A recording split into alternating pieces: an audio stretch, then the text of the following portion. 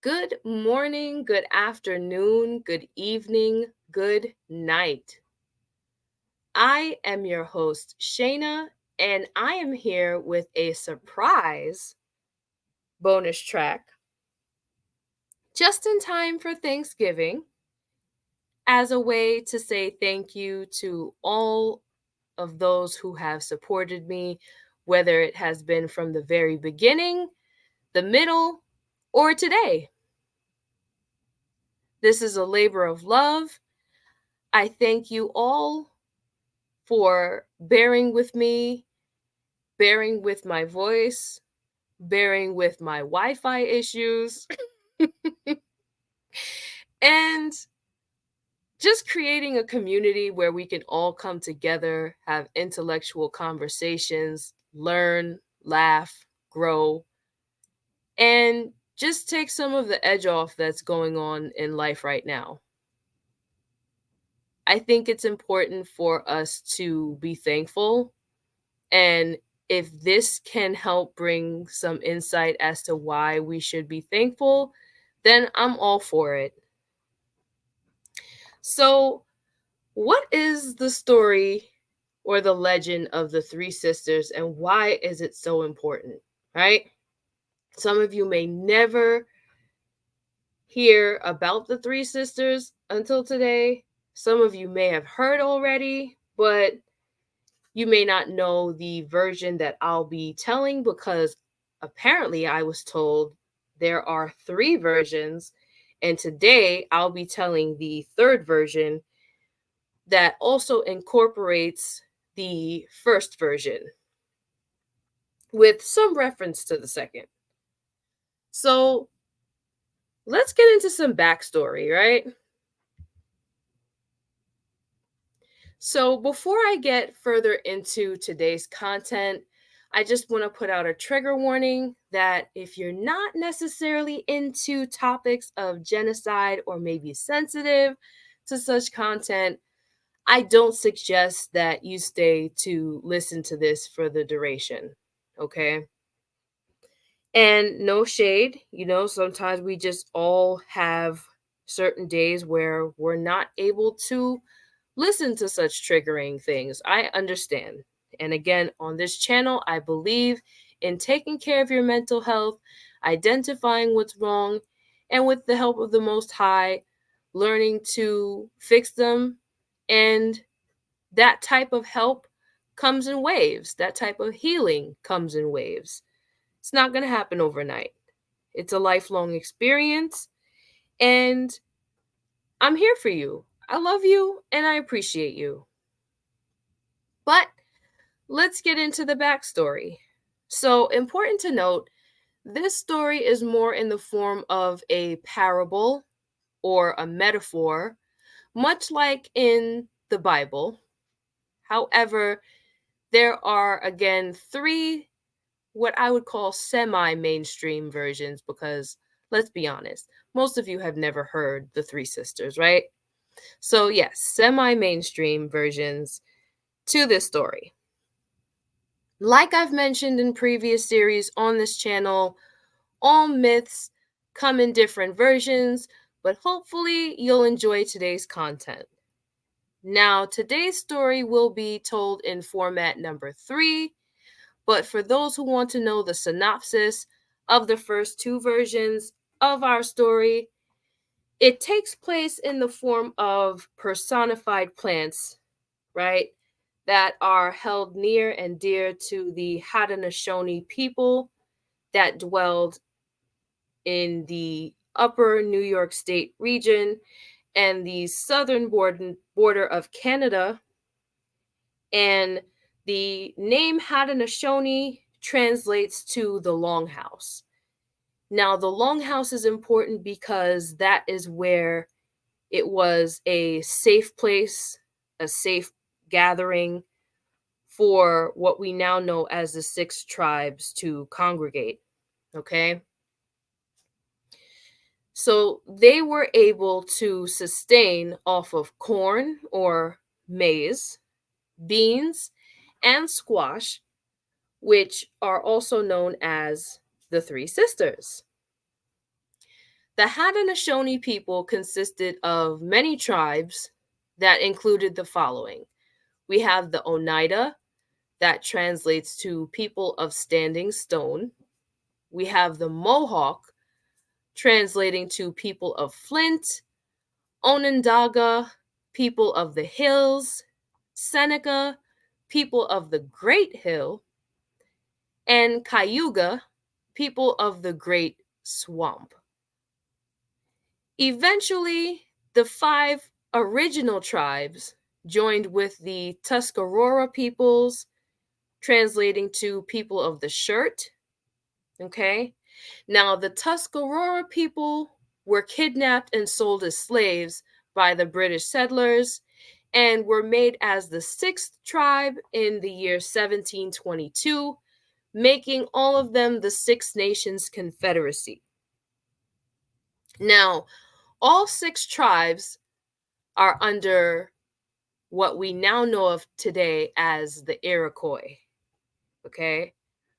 Now, the Iroquois believed that corn, beans, and squash are precious gifts from the Great Spirit, is what they called the entity now.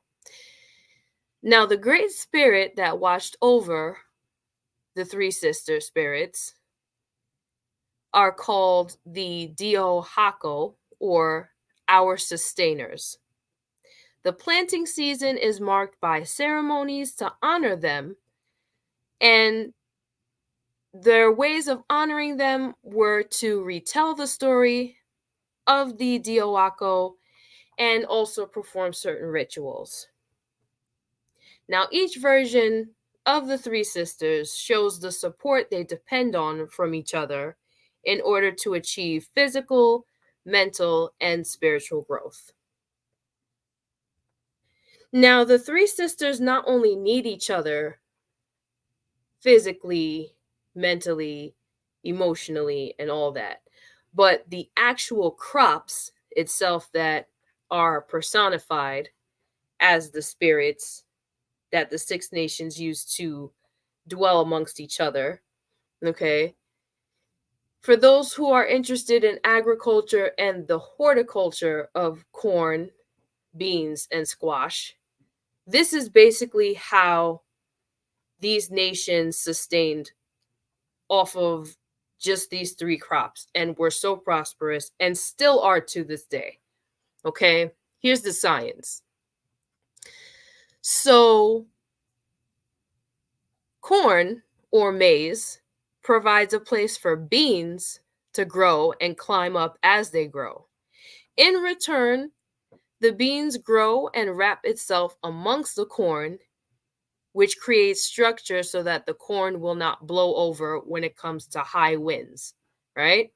Now, the beans also sustain nitrogen, which creates more fertile soil, and that promotes growth for both corn and squash. Now, here comes squash with the little razzle dazzle, right? Squash also helps to balance the moisture of the soil for all 3 to grow, while also providing shade for the corn. And that shade draws away predators and keeps moisture because it has spiny like leaves that kind of push predators back. And in times where there's not enough rain, Sister Squash says, I got you, corn. I got you, beans. Say less. So all 3 of them are able to thrive. So here's the kind of brief synopsis of the first version of the story and the second, okay? So the first version of the story has 3 daughters, Corn, Bean, and Squash, who, like most sisters, can be very argumentative and difficult to get along with. But because they bickered so much and they were unable to get any work done when it came to working the field each day, it resulted in very little field work and Unfortunately, the eldest daughter became a long, tall green plant with yellow, silk like hair and turned into a cornstalk. Her hair then basically turned dry and brown and fell off. The second daughter turned into a squash, a broadleaf plant low to the ground, and the third, a medium height plant, beans, which wrapped around the first eldest daughter, corn. And the plants, which were originally three sisters, became the three sister plants. Okay, so that's the first version. Now, the synopsis of the second version, which also is in conjunction with today's telling of the third version, this story begins with the mythological goddess called the Sky Woman, right? Now, the Sky Woman, obviously coming from the sky, decided to peer through the clouds and apparently sis peered too much and literally fell out the clouds, right? Now she started making her way towards the sea after she fell. But the sea beasts saw that she was falling and to cushion the blow of the fall decided to take soil from the sea, put it on the back of the nearest sea turtle to cushion her blow so when she'd fall she's all right. But before she could even hit the back of the turtle, she became pregnant midair by none other than the west wind who impregnated her. Odd, I know. But after she got pregnant by the west wind, landed on the back of the turtle, which is now known as North America, the Sky Woman gave birth to her daughter, whose name was New Earth. And eventually, after giving birth and living life on Earth or New Earth, she eventually passed away, and her burial site became the breeding grounds for the three sisters, which are corn, beans, and squash. And from then on, her offspring would feed off of corn, bean, and squash for all generations. Now, today, you'll be hearing version number 3, in which the three sisters identifies with more of the direct personification and physical attributes of the crops mentioned, as they represent 1, how to face danger within the world, 2, depending on each other's strengths to grow, survive, and look out for those intended. Okay? Now, later in a further episode outside of this, I'll be explaining the deeper meaning on why I decided to elaborate the third version of this legend. But enough of my yapping. Without further interruption, let's get it.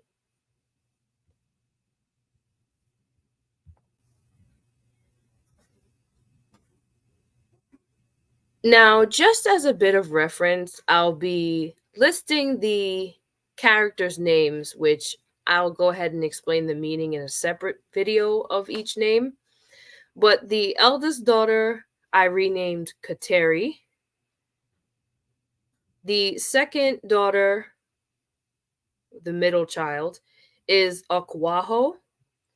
And the third youngest sister is Kayanhawi, which for reference I will shorten as Kai and will explain why. But as a bit of backstory, our story begins with the eldest sister, Kateri, watching over the fields. To Kateri's dismay, there had been an intrusion in the field who had made a peculiar footprint since the end of spring. So far, throughout the summer, Kateri watched closely, desperately trying to catch the mysterious person. Her efforts in patience had not yet been rewarded. One very early morning, as Kateri was checking the maize, beans, and squash for pestilence, she heard her youngest sister, Kai, calling to her for attention. For reference, Kai had very weak legs, encouraging her to walk with a makeshift cane made from a twig to help prop herself up as she walked and attempted to run through fertile fields with her sisters. "What are you looking at, Kateri?" cried Kai.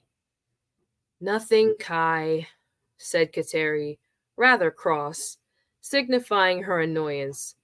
"Go back to your game." "You promised we would play together today."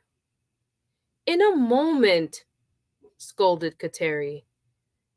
She thought to herself, "If only I can be as carefree and naive as little Kai, perhaps I could lighten up too, if I weren't so stressed out about keeping us alive." Kai had the freedom to do whatever as most small and youngest children had. On the contrast, like most firstborn or eldest child, they always became a second parent until they've had enough, which Kateri had not yet felt. Each year, summer until winter, Kateri had to be a caretaker and protector until the frost of winter forced her and her sisters to be anchored wherever they went. There wasn't much time for extracurriculars for poor Kateri. "Where did Aquaho go?" said Kai. "Running off by herself as usual, I suppose." Okwaho was the middle sister who, like most middle children, decided to do their own thing. "She'll be back," said Kai. "Is that so? How are you so certain?" "Oh, I just know she'd come back. She loves us too much and could never leave home forever." Kateri missed having that type of blind positive outlook on life until she was struck with responsibilities. Circumstances had forced her to remain vigilant for survival, not just for herself, but for all three of them. As Kateri snapped out of her trance of deep thought, Okwaho came back running and panting after having the time of her life exploring. Barely breathing and holding her chest, she stopped, trying her best to unload all details. Fear, visibly seen in her eyes and her trembling body, Okwaho was speechless, a look Kateri was not expecting. Catching her breath as she watched Kateri in her eyes, she yelped, "There's a boy in our fields!" "Doing what?" said little Kai. "I don't know. What do boys do?" cried Okwaho as she wiped her sweaty brow on her yellow shawl. "Come with me," said Kateri in a stern voice. "Lead the way." Okwaho led Kateri and little Kai towards the edge of the fields where the tallest cornstalks grew. As they got closer and closer to the edge, Kateri demonstrated on how to crouch down between the stalks and remain on the lookout. Within a few moments, they saw a mysterious figure as tall as Kateri, but was not quite a man. The figure surveyed the sky as he watched a nearby eagle fly in circles above him. In one hand was a knife, and the other a bow. As the sisters watched closely, remaining quiet as possible, they watched a flock of animals, big and tiny, small and wide, gather around the boy. It was extraordinary. Instead of the animals surrounding to attack the boy, The boy had crouched down in efforts to speak with them directly. It's almost as if this boy was mystical. He was far enough so that the three sisters could not hear him, but the animals showed great reverence. He looks like us, whispered Kai. We've spoken about this a million times, little sister. He's a human, said Kateri. Aren't we human too? Kateri sighed and then replied, No, sister. They are the children of the Sky Woman. We were born from her grave. Well, doesn't that make us her family as well? Not quite, little one. On Earth, life is provided to all different creatures, but that doesn't make us all the same tribe. This is confusing. The animals seem to take favor of him. We are not animals. I don't know what would happen if he were to discover us from behind these crops. Maybe we should say hi. No, we should wait this out. Perhaps he'll leave soon. Kai began to slowly stand with her twig cane and fixed her light green dress so elegantly and began making her way out the crops, while Kateri stretched out her arm, flinging her back with her dark green shawl.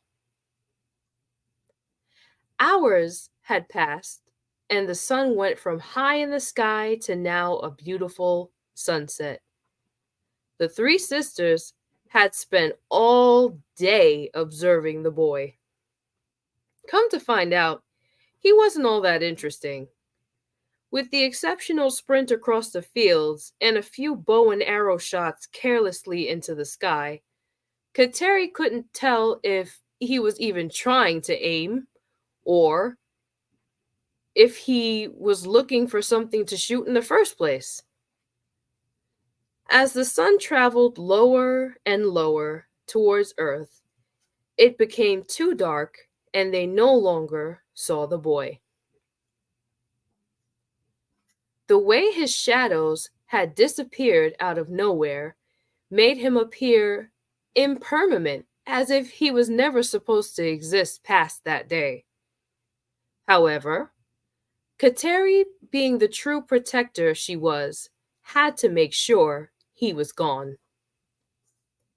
Kateri crept back with her sisters, nimble and silent as possible, to their dwelling, making sure to keep a low flame on their fire, as to keep themselves hidden, and they ate as quickly as possible. Little Kai ate her food the fastest, leaving not a crumb for any lingering fox. Her slow blinking eyes suggested the day's endeavors were a lot for her. She was out for the count as the fire died down shortly after they ate. Now Kateri and Okwaho lay awake in bed, silent and staring up at the moon. They took in the cold grounds and listened to the chirping crickets. Finally, Okwaho broke the silence, whispering ever so worried to Kateri. What shall we do next? We stay low and keep one eye open for that boy. All we can do is hope he goes away or the other people will collect him. But what if they don't? Annoyed and tired, Kateri took a moment to collect herself, replying, Is this your way of telling us to pick up and move again? If we're not safe here, what is the problem with moving again, Kateri? And where do you suppose we go? If we desert our luscious fields because of one Mohawk boy to travel into the world where there could be more of which we not know, then what sense would that make? You don't know that for certain, Kateri. For once, wouldn't you like to have an adventure and explore things unexplored? Maybe to find something beyond these boring, familiar territories? The world is dangerous, Aquaho. We can't operate in fear, says the one scared to seek shelter outside of what she knows, said Aquaho as she turned over and drifted into sound slumber. That night, Kateri didn't sleep a wink. All her mind would focus on was the Mohawk boy and what the outside world inhabited. The boy was a rude awakening to what could be instead of what she knew. The only thing she knew for certain was that her and her sisters were in danger. Kateri understood she had grown from the Sky Woman's grave with the responsibility of her and her sisters to keep the earth's secrets of the soil and gaining protection from the Sky Woman. However, her relation to the Sky Woman would not make her and her sisters immortal, being that humans and beasts were every which way. Kateri understood what her sisters did not, that this was a dog eat dog world. When Kateri finally let go of her thoughts, her dreams kept her imprisoned. She groaned and moaned as she dreamt about gnashing teeth in her flesh and hands that ripped off her dark green shawl and yellow silk hair from her torso. She woke from her slumber in the wee hours of the morning as she sat up screaming and begging for the torture to stop. This was the most vulnerable she had ever felt. Feeling so naked and useless, she felt less than a person and more like food. Kateri wrapped her arms and dark green shawl around herself and began to silently cry. Kateri had decided to go for a brisk walk through the fields, calming herself. When she finished gathering herself, she decided to work the fields while waiting for her sisters to wake up. The sun beamed high in the sky, and a sense of relief took over. Though she wouldn't be as bright eyed and well rested like her younger sisters, she preferred exhaustion over torment. Kateri thought to herself, "These girls will sleep all day if I let them. Let me go wake them up."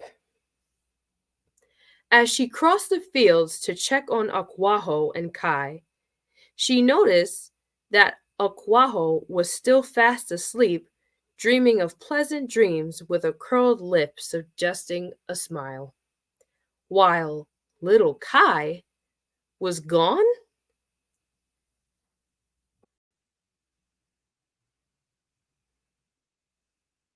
As Kateri walked around the surrounding field shouting Kai's name, Aquaho woke up in a panic. Seeing Kateri, hands shaking with her face pale white, tossing everything in her path. "Aquaho, get up! We have to find her!" Still sleepy and confused, Aquaho replied, Kateri, what's going on?" Muttering to herself, Kateri paced in circles. She couldn't have gone very far. "What?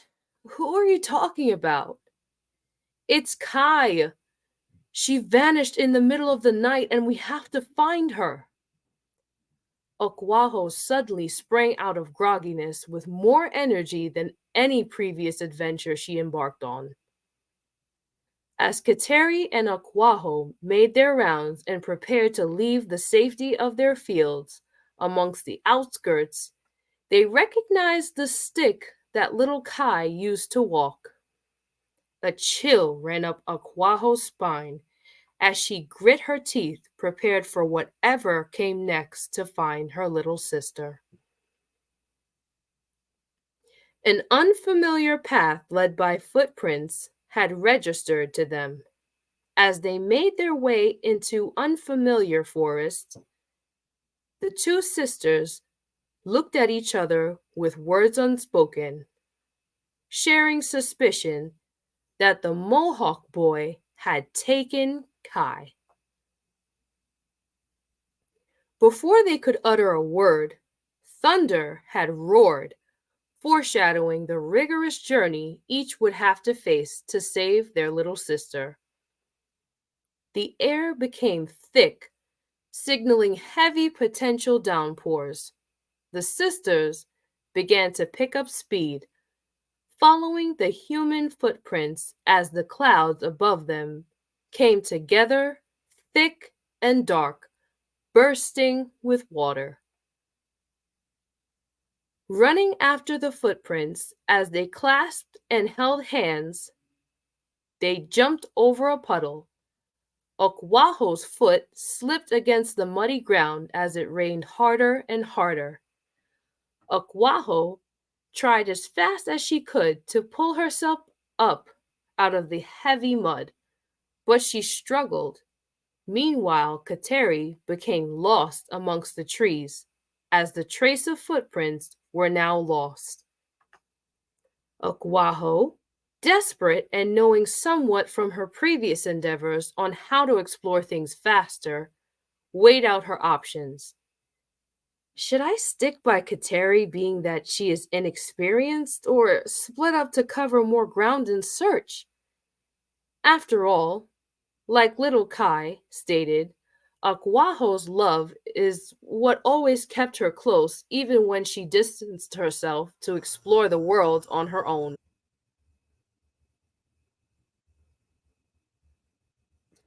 Even little Kai had always knew wherever her sisters were was home.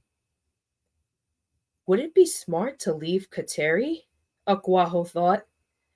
As Kateri made her way through the trees into the clearing, she locked eyes with Akwaho, standing tall, as always, suggesting that they stay together no matter what. Kateri sighed. I looked every which way behind these trees. The trail is no longer, and I can't imagine which way they've gone. Shivering, Akwaho replied, We can barely see past our fingertips in such inclement weather. We must take shelter and start our search again when we and the earth is dry. Kateri protested. If we do that, they will have traveled further and further, making it basically useless, our search efforts, and increases the difficulty. We must travel now as time is closer on our side, while she's more likely to be alive. Don't say things like that, cried Akwaho. Why not? Shouted Kateri. Yes, that was a Mohawk boy we saw that came close to our dwelling. But who is to say that the Mohawk men aren't more dangerous? Men who would snap us like twigs of these trees and devour us whole. You don't know that, Kateri. We've never even given them reason to cause such harm.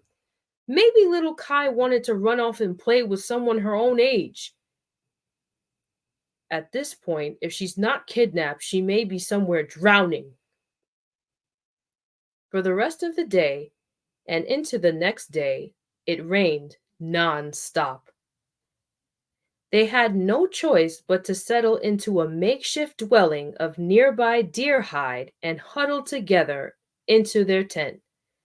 They maintained a low-lit fire for warmth and to dry themselves. By the time the winds had calmed and the rain had ceased, there was no evidence of another Mohawk footprint, or that there was ever a third sister.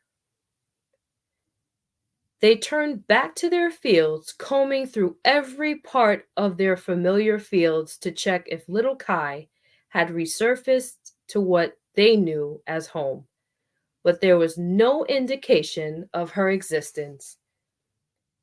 Days turned to weeks, and weeks turned to months.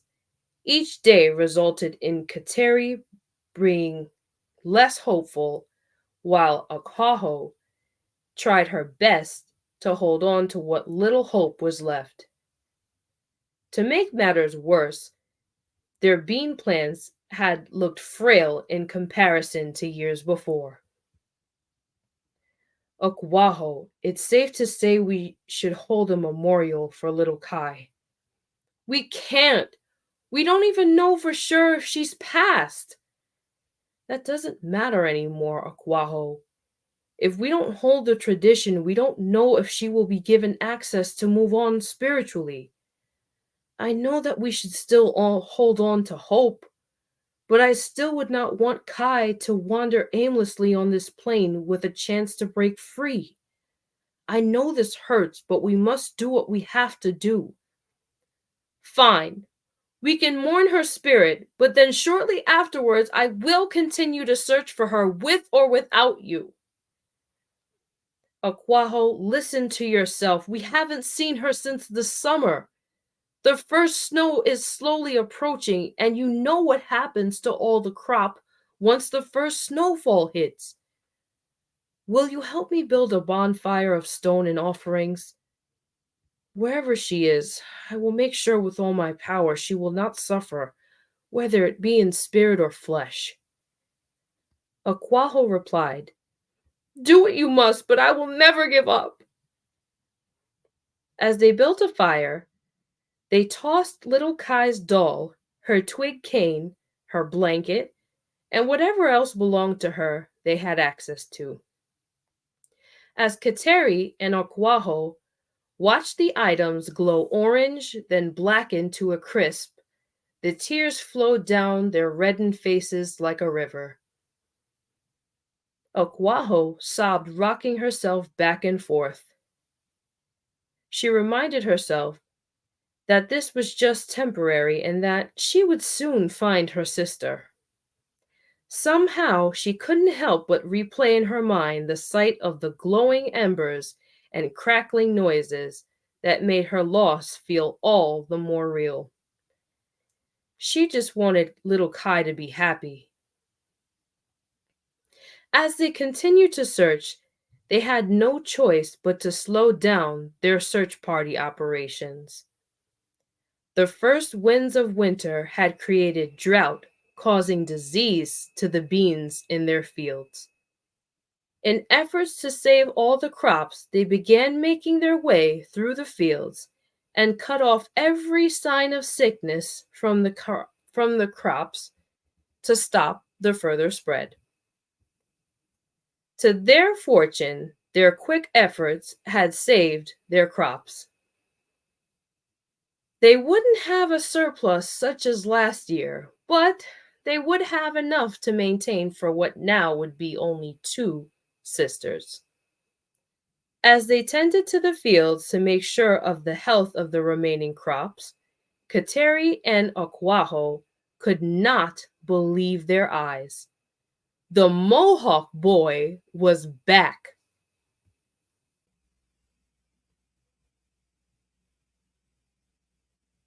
Across the fields and past a clearing, they saw the Mohawk boy by a river, plucking nearby reeds as the two sisters watched from a safe hiding place just as before. Brave Kateri whispered, We should just ambush him as a tactic to intimidate him. Hold on, sister. If he was the one who took little Kai, then he may already know where we live. What if this is a trap to try and, I don't know, drown us? Kateri replied, Well, we can't just sit here and do nothing. This is our chance to find out what happened. Shh, shushed Akwaho. The boy crouched down by the waters, froze, and scanned the surrounding trees, looking to see the source of the whispered dialogue. The sisters stood still. Kateri wrapped her dark green shawl around her while peeking through to blend into her surroundings. Akwaho took off her yellow shawl, hitting the ground to blend in with the squash nearby, both barely breathing, hoping not to attract further attention to their hiding spot. Okwaho tried her best to read the boy's expression from the ground to see if it was one of curiosity or savagery, but his eyes remained blank and lifeless, not suggestive of any type of emotion at all. A few seconds later, he turned his gaze towards the reeds and continued to cut and pluck them with his carved stone knife. With his back turned towards them, neither sister had it in them to run up and attack the Mohawk boy. After all, they didn't exactly know if he was indeed responsible for their smallest sister's disappearance all those months ago. They instead decided to retreat past the clearing and enter their dwelling near the fields and call it a day, bundling together with their shawls as the cold winter air blew violently. Um, Kateri? Yes, Okwaho? Are you still opposed to finding us a new home? She shivered. Do you honestly think we're capable of moving at a time like this, Okwaho? It doesn't seem like there is anything worth keeping us here, Kateri. Harvest time is quickly approaching and... She froze. I don't think little Kai is coming back. You were right. We need to move past little Kai's disappearance if we're going to live to see tomorrow. What do you want to do? Oh, I'm not sure, said Kateri. Cold and nearly lifeless, Okwaho replied, You're never sure of anything. With a knot in the pit of her stomach, Kateri didn't know, in all honesty, what kept her there. Perhaps it was the familiarity and the illusion of comfort that kept her from moving, or the memories shared between her and her sisters while tending to crops. Either way, Kateri had long given up hope of finding little Kai and her ever returning to what she thought of as home. It was starting to appear to her that Okwaho was right. They did, in fact, need to move on if they were going to survive and maintain before the first snowfall, where they would forcefully be anchored to wherever they dwell until spring had arrived. Their squash started to look dull in comparison to the corn and once flourishing beans. As she turned to admit her foolishness to Okwaho, Okwaho snored louder than ever. Once again, leaving Kateri up late at night with her thoughts until she herself became exhausted. In attempts to preserve all energy, Kateri went to sleep thinking of nice warm thoughts as she drifted off.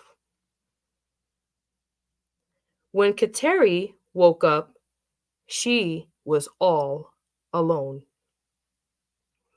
She searched the ground for footprints in hopes maybe she could find Okwaho, but there was no trace of her. The earth became hard and frozen with the first frost of winter. It would be impossible now to track where she had gone off to. Had she run away for good? Is it something I may have said to her? Had she grown tired of me waiting for me to change my mind on whether to pick up and go or stay? As Kateri gave up looking, she stood dead center within the fields, staring off into the woods where Okwaho explored. The wind blew hard through Kateri's yellow hair and green shawl. Without both her sisters at her side, at that very moment, she no longer felt like a person. Just the shell of a person. The stinging winter winds no longer stung her face. Her eyes could no longer produce tears. She was prey. Kateri, for as long as she could remember, vowed to always keep her and her sisters united. But to her disheartenment, she had broken her own promise. Kateri, now all alone and heartbroken, had not an idea of what to do. What once was a proud, confident, tall older sister now became a shriveled, defeated, otherworldly shell. She would do anything in the world to hear little Kai badger her to play or try to talk Aquaho into staying nearby and not leaving too far to explore. Now, instead of having her two sisters, all she had left was a field of struggling cornstalks. With no explanation for her sisters' disappearances, Katari had no choice but to pick up and move, as Aquaho suggested. Her only clue to this was that Mohawk boy. She thought of what she would do if she had the chance to see him. Would she wrap her dark green shawl around his neck and demand answers? After all, they were about the same height. Meanwhile, she saw some of the cornstalks on the perimeter of the fields growing black and decided to pick them quickly. The rot reminded her of the disease-covered crops she had gotten rid of with the squash. She quickly remembered that Aquaho had always said, once rot took a field entirely, it would be time to pick up and go, to create a new home elsewhere. In Kateri's mind, moving meant giving up hope if not finding her sisters. She was certain they had passed on. But she still thought it would have been nice to know what had happened to them both. Frustrated, Kateri thought of a plan to go meet this Mohawk boy and demand the truth and see what he knows of her sisters' disappearances. With her fist clenched up in balls of rage and her feet stamping on the icy ground with each step, she made her way through the fields, through the clearing, through the forest, and eventually near the now half-frozen river.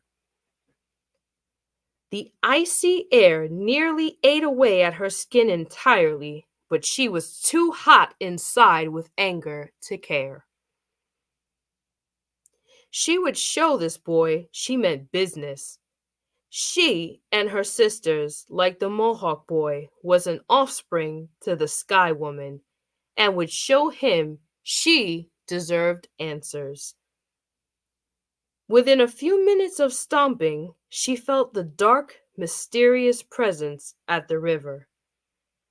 As she attempted to cross the river, large chunks of ice passed swiftly through currents, making this quest an obstacle course. But all she could think of is how Aquaho would be proud if she saw what she was doing. She never thought she would ever come in contact with surrounding areas outside of what she knew as home on the fields, let alone coming in contact with any elements outside of the earth and the air. Water, as beautiful as it was, also was intimidating. She had nearly drowned in puddles of water and mud after trying to find little Kai. She gasped as she placed her barefoot foot, stepping into the freezing waters. The freezing water setting in her dark green shawl made her teeth clamor. As the water level rose higher and higher with each step, and her feet feeling number and number, Kateri's foot slipped on a stone as her whole body and head went right under the water. She drowned, moving rapidly along the current. As she thrashed and wailed her arms and feet, she felt an unfamiliar hand pick her up from the water. A second hand picked her up by her shawl and carried her across to the other side of the river. Unable to see their faces from the angle she was dangled by while hanging from her shawl, she knew their hands were only slightly larger than hers. Her own hands, too frozen to defend herself at the moment. After a brief walk, they laid her down on the ground, only for Kateri to roll over and see the face of her rescuer. It was the Mohawk boy. You, said Kateri, out of breath, feeling numb and lifeless after panting for breath underwater. Exhaustion setting in, she closed her eyelids. Still fighting to stay alive, she fought as she stared up into his eyes. Kateri, shortly after closing her eyes, dreamed of flying over the earth's frozen soil. She glided over the trees, over the river, and into pure darkness. She then opened her eyes, and to her surprise, she yelled, "Little Kai?" "Sister, you're awake!" cried Kai. "Careful, Kai, she's been through a lot to get here," uttered Okwaho. Kateri sat up, confused, but so happy to be reunited with her sisters again. Despite wearing her light green frock, little Kai did not look as little as she did that fateful summer before her disappearance. She had grown. She was standing tall with no limp or need for a cane. She no longer needed the physical support from her sisters to walk. Kai walked perfectly, no limp, towards a pot of stew being prepared by a bonfire. Okwaho joined her as they played and laughed together and shared stories of their time at their old home. Kateri looked around while noticing they were in the darkness of an unfamiliar cave. She interrupted her sisters by the fireplace, stating, "This is our home now. Wherever this is doesn't matter. As long as I have Okwaho and you, Kai, I will forever have a home. Life is hard, but it's easier spent with you." The Mohawk boy, spotted once ago from the field, was now seen from inside the cave lugging crops back and forth for the other humans. "Do you know, sisters, where we are?" said Kateri. "We're in Tahit's home, or his family's home.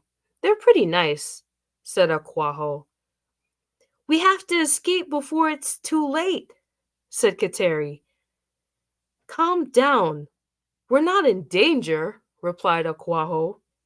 "If we're not in danger, why did they not let you return home to me?" Akwaho replied, "Okay, so here's the explanation. Little Kai left because she was curious about Tahit, the Mohawk boy, and well, they were playing together and she got lost. She lost track of time and couldn't exactly make her way back home in the darkness. I went exploring across the river at night in hopes to find a new home to change her mind, but the river was too cold for me to want to come back, so I stayed here when I found little Kai here with Tahit. I had it planned to come back for you in the spring when the water wasn't as cold, to either come get you or have us all come here." "Are you mad at us?" said Kai. "No, little Kai, I've never been happier, but I'm never letting you out of my sight again." Despite her fear, she met the Mohawk boy and his family. Katari had to admit they were a very nurturing people. The three sisters showed them everything they knew about planting. They helped them plant maize, beans, and squash. In return, the humans provided them with shelter and friendship. Soon, the trauma of the past was but a distant memory to Kateri. However, nothing good lasts forever. As spring then became summer, their plants began to wither and blacken on the vine. The disease was coming and soon would spread to all their crops. Their sense of safety amongst the humans grew dark, as even Kateri watched young Tahit, who was once full of life and energy, began to look somber and apathetic. His innocence as a playful youth was coming to a screeching halt. Sisters, the humans are leaving and want us to come with them, said Kateri. Leaving? Where are they going to? Said Kai. I am not sure. They only know if they stay here, they will die. We will all die. You were right, Aquaho, when you told us to move the first time. I couldn't have imagined this would happen, replied Aquaho. Yes, but I could have listened. Sisters, gather all your things and make sure not to leave anything, as we can never look back. I'm scared, cried Kai. I am too. For as long as you have your sisters, remember you will always be protected.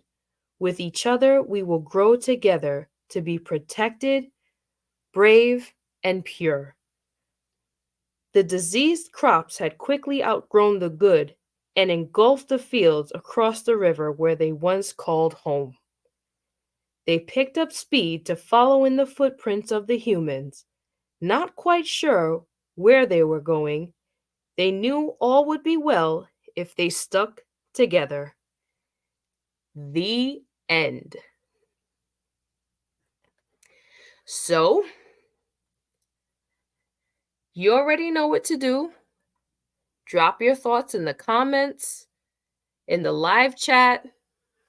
Folks, if this doesn't hit home for you, I'm scared of you. Because this was another emotional roller coaster for me. And for those of you that have sisters, I think after hearing a story like this, you might grow to appreciate them some more. Me, unfortunately, I have lost my older sister, and stories like this make me feel that I should have had maybe stronger bonds, not with my sister per se, but with my friends that I may have fallen out with. So many misunderstandings when it comes to personalities and the strengths of yourself and others who create a sisterhood within the world outside of your direct family. Think about the bonds that you have with people, the strengths and the weaknesses, but altogether the beauty in these people. How they bring out the best in you, how they help you to learn certain things you may have never thought second or third thoughts about. Think about that this Thanksgiving. Okay? Now, before Thanksgiving Day actually hits, I'm going to be kind of breaking down certain parts of the story to help clear up any questions that you may have.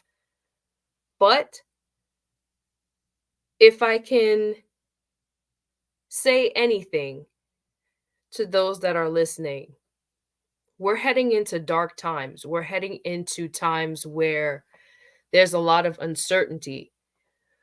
We may be comfortable in the places in our lives right now. And for the wise, we know that anytime we face complacency where we're just okay, we're not happy, we're not sad with where we are, but we're comfortable and refuse to try and make change. Eventually, things can become sour if you aren't proactive enough to make better situations for yourself. Think about that. We're at that time of year where people tend to be the saddest. A lot of people have lost loved ones in this time frame. My sister's birthday was the 13th of December. I had lost my grandmother, which would now be 2 Christmases ago. Okay? So think about the people in your life right now that you actually hold close to you and have value. Think about the people who no longer serve a purpose in your life that don't hold value. Are these people keeping you back? Are these people bringing out the best in you? Do you show thankfulness and appreciation to those who bring out the best in you? Think about that. Think about not just the family you were born into, think about the family you create. Many of us may no longer have family as far as biological, but we can create a system of family where, like the three sisters, you may enhance my life, the soil, make it fertile. You may add nitrogen so that I get the nutrients, the spiritual nutrients, sometimes physical. Think about the track records that people have. Are they pouring into you or are you pouring into them and you're depleted? These are serious questions. And on that note, I'll be back within the next couple days with a breakdown, especially when it comes to why I named the characters the way I named them. And you have a great rest of your day. I love you so much. And if I don't see you or type to you within the next couple days, have a happy Thanksgiving. Toodles.